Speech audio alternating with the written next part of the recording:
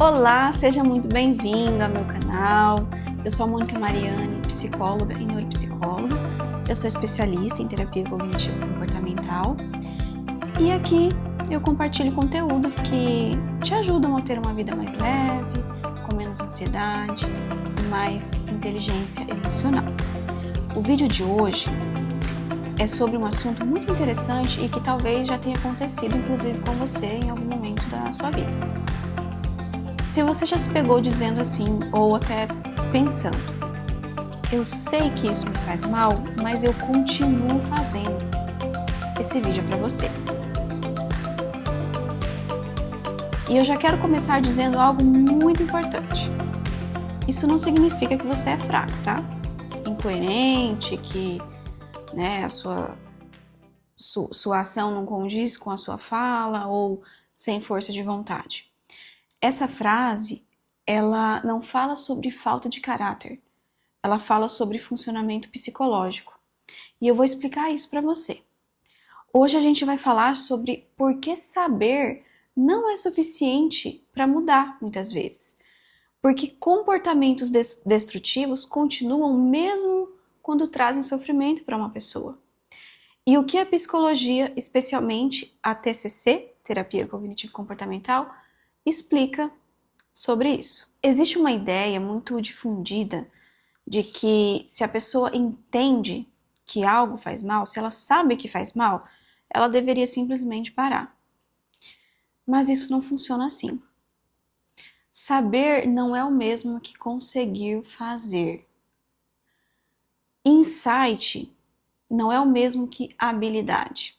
Informação não é igual mudança.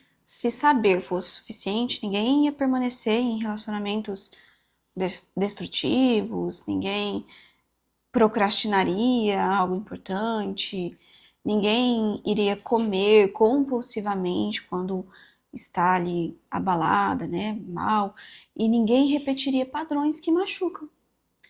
O fato de você saber e ainda assim continuar fazendo não significa que você não aprendeu. Significa que existem forças emocionais e comportamentais mais fortes e bem mais fortes atuando. Na TCC, Terapia Cognitivo-Comportamental, a gente entende que comportamentos, eles não são mantidos por ignorância, porque a pessoa não sabe o que fazer.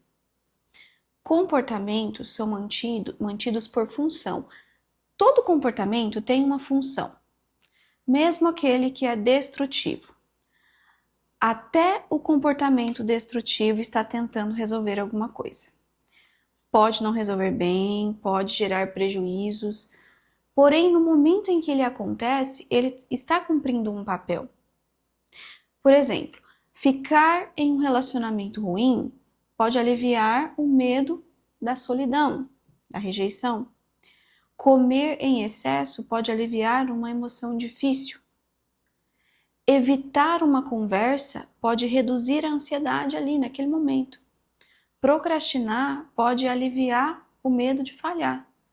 Então, a pergunta mais importante a se fazer não é por que eu faço isso? Por que eu continuo fazendo isso? A pergunta certa é o que isso está me proporcionando agora? Qual é a função deste comportamento na minha vida? Por que eu estou com esta pessoa mesmo ela me fazendo mal? Por que eu como este alimento mesmo ele me fazendo mal? O cérebro humano prioriza alívio imediato, e isso é biológico. Quando uma emoção difícil aparece, o cérebro quer que ela pare o mais rápido possível. E é aí que entra o comportamento. É como se fosse algo meio que impulsivo.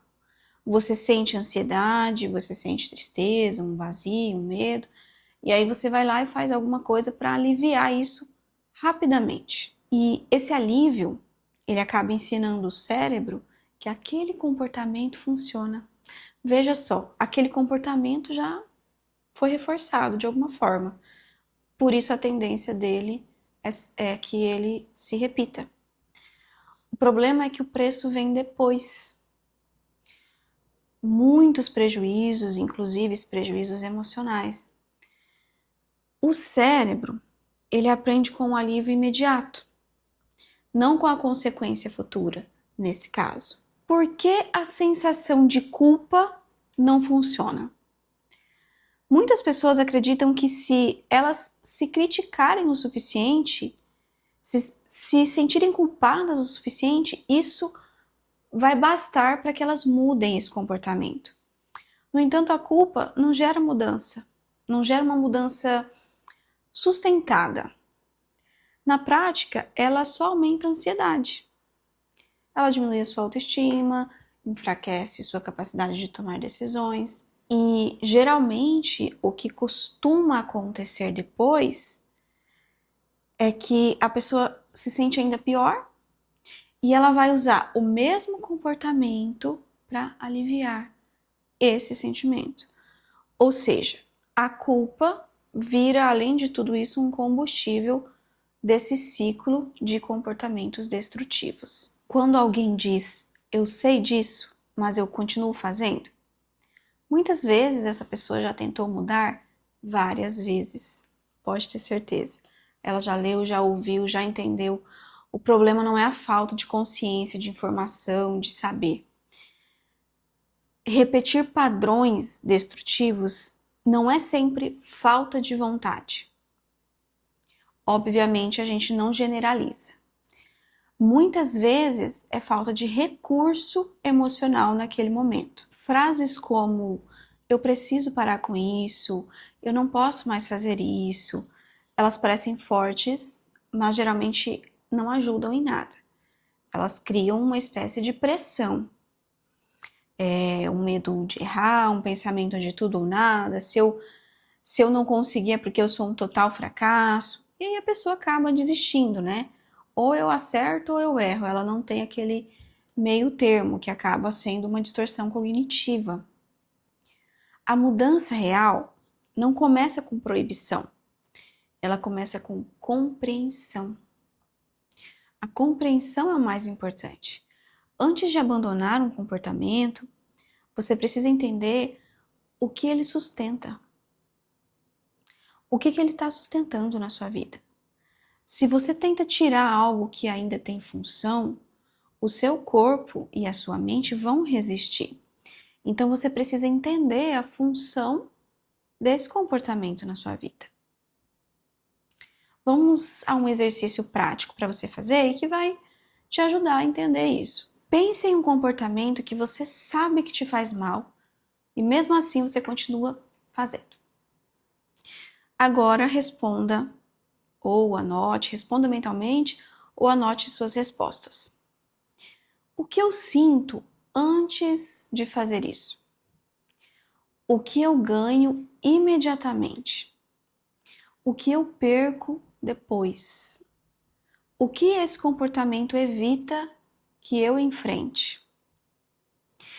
Esse exercício não é para você se julgar, tá? É para você aprender a função do seu comportamento. Mudança não é um ato de força. Você não vai mudar de uma vez. Ela é um processo. Ela começa aos poucos. Ela envolve tentativa, erro, ajustes, treino. É tudo que a gente faz num processo de psicoterapia. Envolve aprender novas formas de lidar com as suas emoções, que antes eram só reguladas daquele jeito, com aqueles comportamentos destrutivos. E eu quero reforçar uma coisa muito importante. Alguns padrões são complexos demais para serem quebrados apenas com força de vontade ou para serem quebrados sozinho.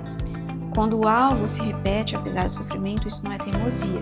É sinal de que algo precisa ser trabalhado mais profundamente.